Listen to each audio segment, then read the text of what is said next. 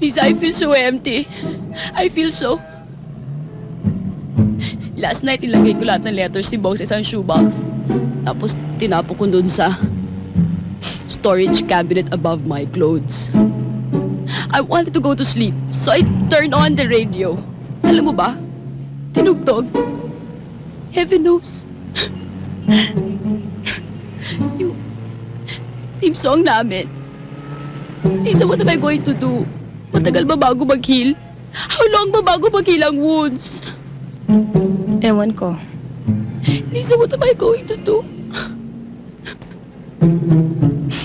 Kung gusto mo siya makalimutan, stop talking about him.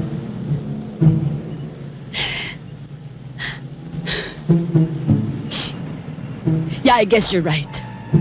Ayoko na, it's over. Time will heal everything. Ayoko na. Dennis, sounds naman, no?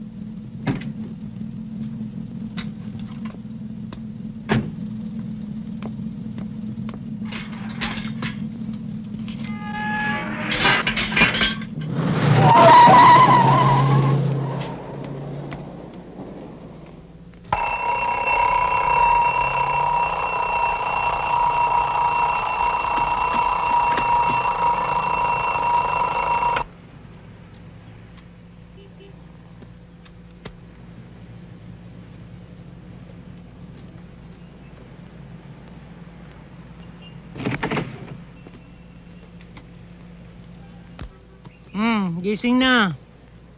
Malilate ka na naman. Tita, 15 minutes na lang. Ano bang 15 minutes? Tapos matataranta ka dahil matraffic. Bakit kasi nagtetelebabad eh? Maghapon mo naman kasama yung girlfriend mo. Tapos sa gabi, bababaran mo pa sa telepono. Oh, bangon na. Bangon na, ha?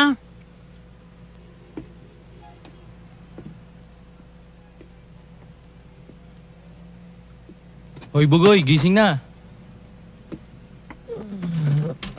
Aga pa eh.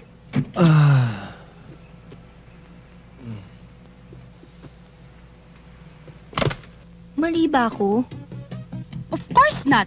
Pare-pareho lang ang malalaki. They're so insensitive. You know why? Kasi ang puso nila is located between their waist and their knees. That's the reason. You know what Bong used to do before na magkasama pa kami? Grabe, Pwede ba, ang Annette? dami. Pagbigyan mo naman ako. Ngayon lang ako magkakaroon ng major problem, sinuswapang mo pa yung floor. Lisa, I have more experience. I've been through that, you know. Pero mali ba talaga ako? Ex niya na yun, ano? Eh kaya nga lalo akong na-hurt eh. Sino ba yung Mary Jo na yun? Yung first big love niya. Sinabi niya yun sa'yo? Lisa, see how insensitive he can be? Pati mga past conquests niya, kinukwento niya sa'yo. He doesn't really care about you. He's just using you. Annette, will you please just shut up? Kaya ko namang nalaman yun dahil tinanong ko sa kanya yun. I wanted to know everything there is to know about him. And this Mary Jo, paano naman sila nag-split? She had to go to the States to study. Wala na silang contact? Sabi niya, Naniwala ka naman. bakit naman hindi? Lisa, What? mali ka. Bakit? Napaka-insecure mo.